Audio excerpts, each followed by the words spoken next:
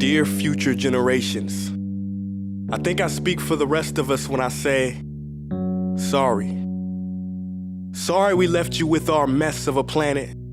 Sorry that we were too caught up in our own doings to do something. Sorry we listened to people who made excuses to do nothing. I hope you forgive us. We just didn't realize how special the earth was. Like a marriage gone wrong, we didn't know what we had until it was gone. For example, I'm guessing you probably know it as the Amazon desert, right?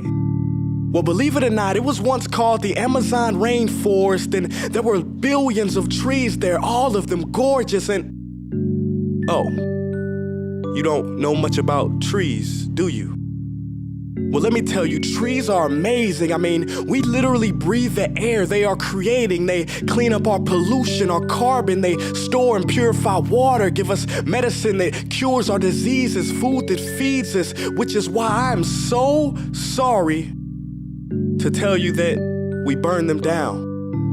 Cut them down with brutal machines, horrific, at a rate of 40 football fields every minute. That's 50% of all the trees in the world gone in the last 100 years. Why? For this. And that wouldn't make me so sad if it weren't so many pictures of leaves on it. You know, when I was a child, I read how the Native Americans had such consideration for the planet that they felt responsible for how they left the land for the next 7 generations. Which brings me great sorrow, because most of us today don't even care about tomorrow.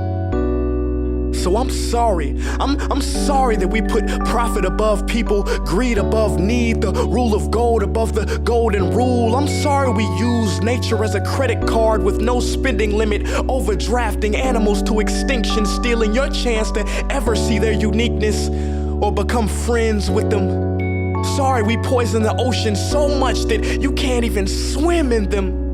But most of all, I'm sorry about our mindset, 'cause we had the nerve to call this destruction progress. Hey Fox News, if you don't think climate change is a threat, I dare you to interview the thousands of homeless people in Bangladesh. See, while you were in your penthouse nestled, their homes were literally washed away beneath their feet due to rising sea levels. And Sarah Palin, you said that you love the smell of fossil fuels.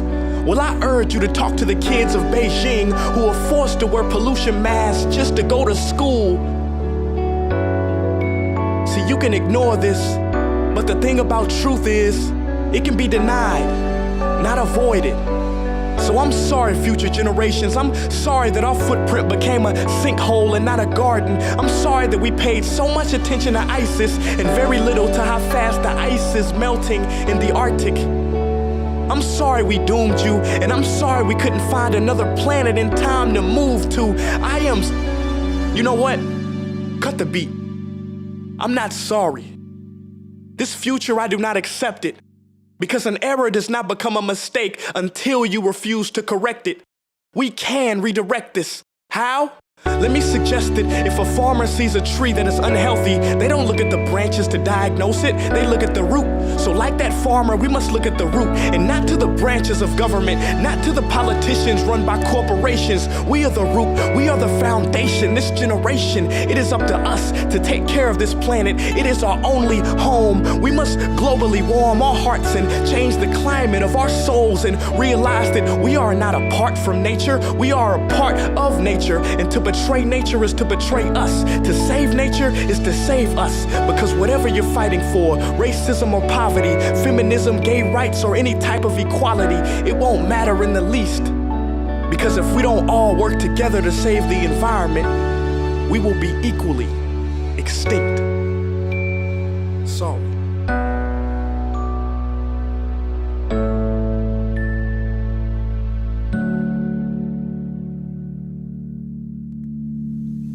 Hey guys, for the past several weeks, I've been here in Africa, the heart of Africa, witnessing the horrific destruction of the rainforest, which inspired me to write this piece.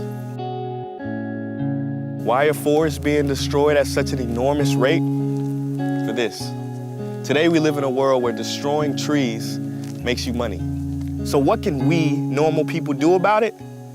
One way to directly fight the destruction is to stand for trees.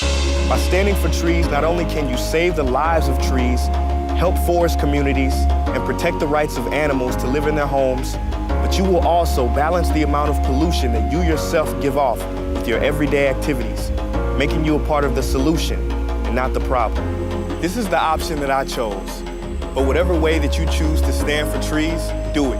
Because a wise man once said, when the rivers are all dried up and the trees cut down, man will then realize that he will not be able to eat money.